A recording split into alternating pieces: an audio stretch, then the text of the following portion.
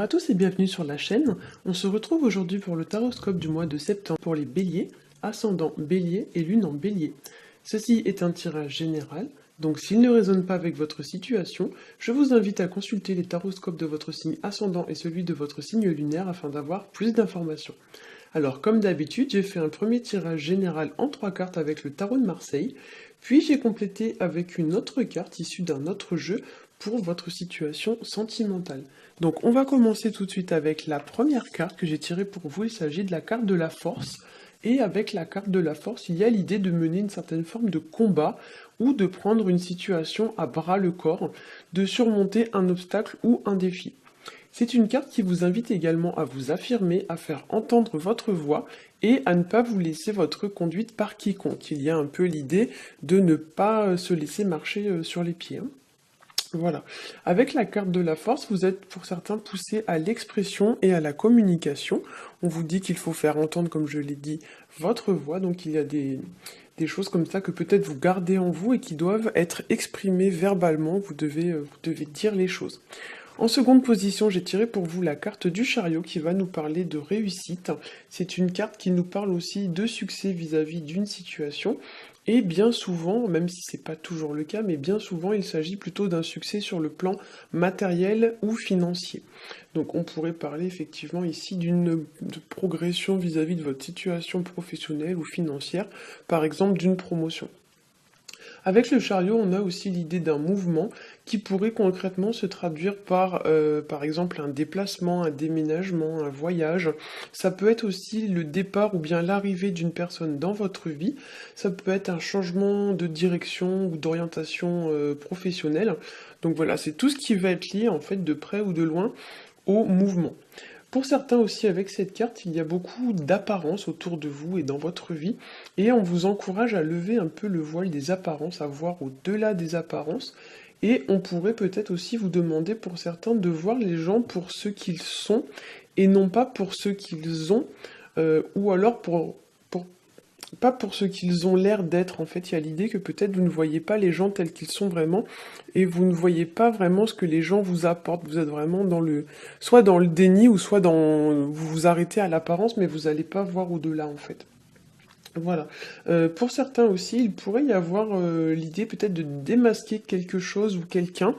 Voilà, quelqu'un qui se ferait passer pour ce qu'il n'est pas, par exemple, notamment avec la carte du diable qui est juste à côté, parce que c'est vrai que souvent, le diable, c'est une carte qui va nous parler des gens qui dupent ou qui trompent les autres, qui sont voilà dans l'apparence, qui se font passer pour ce qu'ils ne sont pas, ou ça peut aussi nous parler, le diable, de tout ce qui va être trop beau pour être vrai, hein.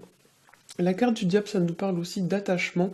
C'est une carte qui nous parle parfois aussi de dépendances qui sont difficiles à surmonter ou à briser.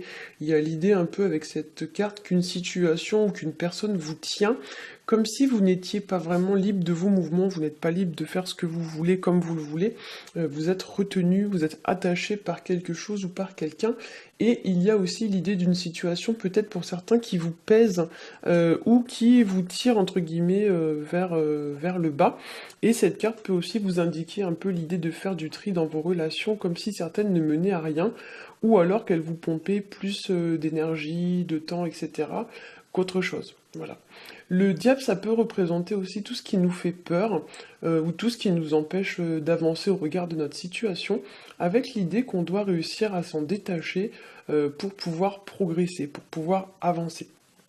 Alors, au niveau du tirage sentimental, j'ai tiré pour vous la carte des souris.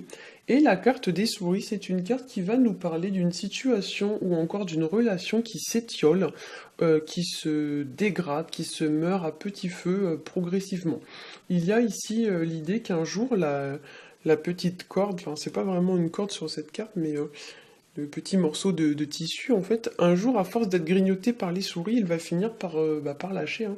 Donc il y a un peu l'idée dans votre situation que à force de trop tirer sur la corde, ça va finir par péter, hein. Voilà. Comme je l'ai dit avec la carte du diable, ici avec les souris, on a l'idée de petits profits, en fait, l'idée de faire beaucoup d'efforts pour au final pas grand-chose. Et comme l'indiquait la carte du chariot et la carte de la force, ici il y a peut-être l'idée de quitter une situation qui n'apporte plus rien. On a un peu l'idée voilà, d'un départ avec le chariot. Et si votre situation concerne des personnes qui vous prennent, qui vous pompe de l'énergie, du temps, de l'argent, etc., mais qui au final ne vous apporte pratiquement rien en retour, la carte de la force ici va vous demander de reprendre les choses en main et de mettre un terme à cette situation, c'est-à-dire de faire en sorte que cela cesse. Voilà. Il y a un peu l'idée de retrouver une certaine forme d'équité et d'énergie, hein. La carte des souris, c'est aussi une carte qui peut indiquer dans certains cas que quelque chose vous ronge, entre guillemets, de l'intérieur, comme si c'était quelque chose qui vraiment allait beaucoup vous préoccuper ou vous miner un petit peu le moral. Voilà. Alors j'espère que ça s'entendra pas trop, mais j'ai très mal à la gorge. En fait, je suis un peu malade en ce moment, donc je sais pas si vous allez l'entendre, mais ma voix n'est pas aussi bonne que d'habitude. J'en suis désolée. Je vous souhaite pour ma part un très bon mois de septembre et je vous dis à bientôt.